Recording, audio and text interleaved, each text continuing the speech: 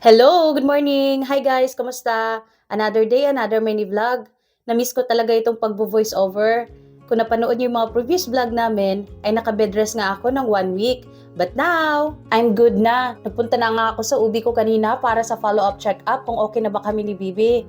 And thanks God at okay na ang lahat. Kaya naman, naisipan namin ni Papa na dahil Teacher's Day ngayon at dapat ngayon ay kakain ng mga lahat ng teachers sa school namin magse-celebrate, hindi pa rin ako nakasama. So pinili na lang namin na mag-family dinner date. Napili nga namin kumain dito sa Shakey's. Na sa ganun ay maiba naman kasi karaniwan nandun lang kami sa Jollibee at McDo. Wherein mas accessible din ito sa area namin. Mas malapit.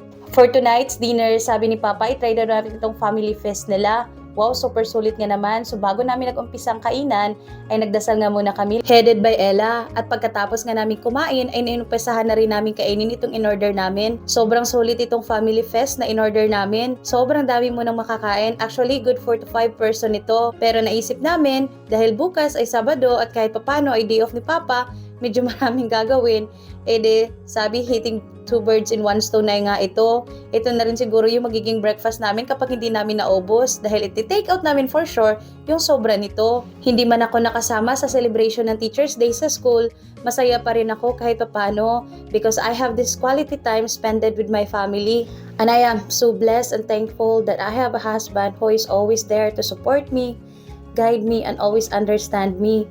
At nakocope up ko yung mga bagay na pinagdadaanan ko habang nagbubuntis ako. Well, definitely tama naman talaga. Siyempre partner kami. Dalawa kaming gumawa nito kaya dapat kung anong nararamdaman ko kasali din dapat siya. Nanginginig na naman nga ang boses ko habang nagvo-voice over nito. Paano ba naman kung magbabalik tanaw din ako sa mga buhay namin dati? No, lalo na yung mga immaturity days. So, hindi rin namin talaga nakukuhang kumain sa mga ganito. But really, God, make it happen. Advice ko lang, if you are sacrificing or struggling now for your dreams, embrace it.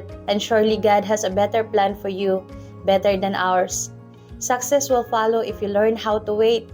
And syempre, sabayan na rin natin ng pagdadasal. At sa mga taong nakamasid at nag-aantay na pagkadapa mo, hayaan mo na lang sila.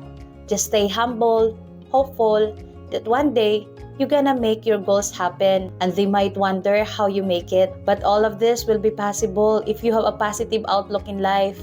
And be God your light along your way. Agoy, nag-imot na po ni si ma'am. Well, anyway, yun lang po guys. Thank you for watching. Stay safe and be kind.